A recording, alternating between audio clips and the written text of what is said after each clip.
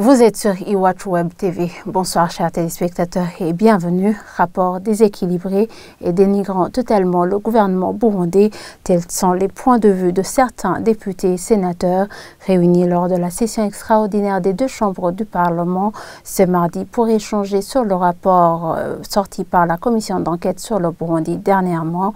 Selon eux, ce document n'engage pas le Burundi.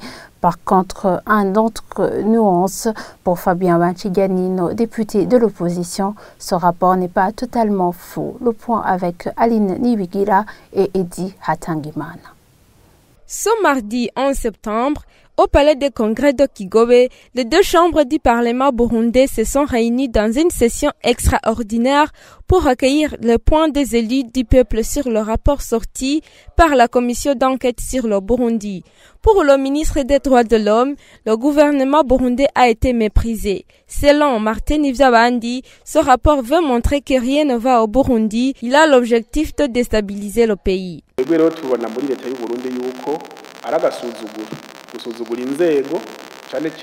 Dans le gouvernement burundais, nous considérons cela comme un manque de respect vis-à-vis des institutions. Ils vont ternir l'image du pays car un étranger ne peut pas investir au pays s'il voit un tel rapport. Ils veulent montrer que rien ne va. Mais aussi, ils visent le renversement des institutions car si l'on s'attaque aux grandes autorités du pays, en commençant par le président de la République, là l'on veut que la communauté internationale se lève contre vous et qu'elle n'ait plus confiance en vous.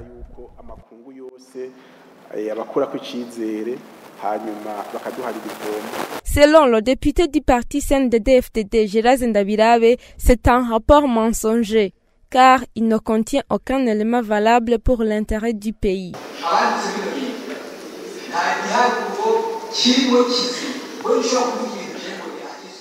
Ceux qui ont rédigé ce rapport n'ont pas bien réfléchi. Tu ne peux pas faire l'enquête sur les droits de l'homme sans donner les noms et l'identité complète des victimes et revendiquer l'étiquette d'une commission d'enquête. C'est du mensonge.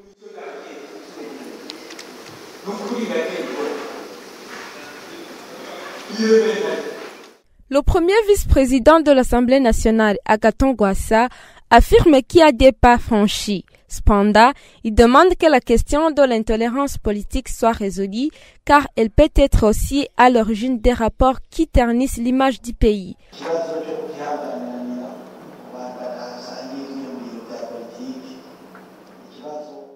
L'intolérance politique est le problème que le gouvernement et les différentes institutions doivent résoudre, car c'est elle la cause majeure des rapports pareils.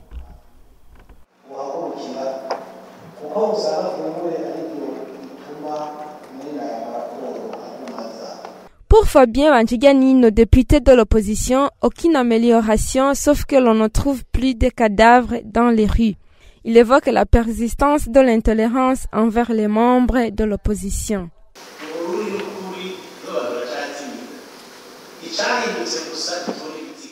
Au Burundi, les gens ont toujours peur. Ce qui a changé, c'est que nous ne retrouvons plus les corps. Laissez ce bras de fer et faites la diplomatie. Sinon, que ce soit Michel Kafando ou Doudou Diène, tous ont dit la même chose. Seulement, Michel Kafando a utilisé un langage diplomatique.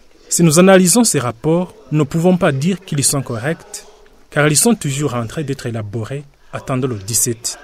Peut-être que nous allons avoir la chance que ces rapports ne vont être validés, ou bien que nous pourrions avoir du soutien. Mais quoi qu'il en soit, nous sommes responsables de leur contenu. Ils connaissent tout ce que nous ne voulons pas mettre à la place publique. Mais maintenant, il y a beaucoup de gens toujours emprisonnés car n'ont pas accepté de voter le oui. Cela n'est pas une démocratie.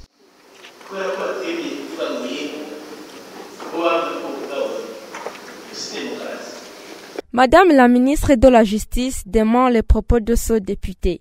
Aimé Laurentine Kanyana demande que les gens donnent des informations vérifiées avec des preuves. Quelqu'un qui veut avancer des faits qui ne sont pas vérifiés, qui nous en épargne. Il arrivera un moment où je veux demander au président de l'Assemblée nationale qu'il y ait une procédure contre des gens qui annoncent des faits terrifiants, qu'ils viennent plutôt révéler ces preuves à la justice. La population est terrifiée quand elle entend que des gens disparaissent. Au moment où il y a des gens qui affirment qu'il y a des avancées significatives au niveau sécuritaire. Acceptons de dire les faits tels qu'ils sont.